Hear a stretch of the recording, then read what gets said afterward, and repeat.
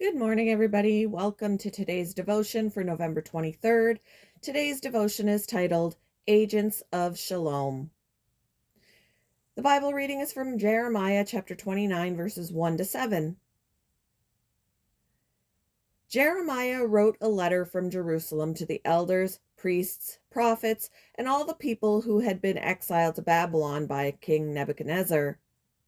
This was after King Jehoiachin, the queen mother, the court officials, the other officials of Judah, and all the craftsmen and artisans had been deported from Jerusalem.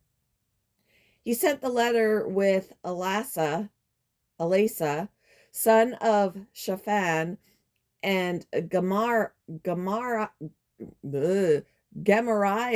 son of Hilkiah, when they went to Babylon as King Zedekiah's ambassadors to Nebuchadnezzar.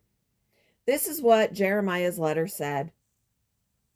This is what the Lord of heaven's armies, the God of Israel, says to all the captives he has exiled to Babylon from Jerusalem. Build homes and plan to stay. Plant gardens and eat the food they produce. Marry and have children. Then find spouses for them, so that you may have many grandchildren. Multiply, do not dwindle away, and work for the peace and prosperity of the city where I sent you into exile. Pray to the Lord for it, for its welfare will determine your welfare. In 2015, local ministries in Colorado Springs, Colorado, teamed up to serve the city and Casa Love You, COSI Love You, was born. Each fall, in an event called City Serve, the group sends believers in Jesus out to serve the community. Several years ago, my children and I were assigned to a downtown elementary school during City Serve.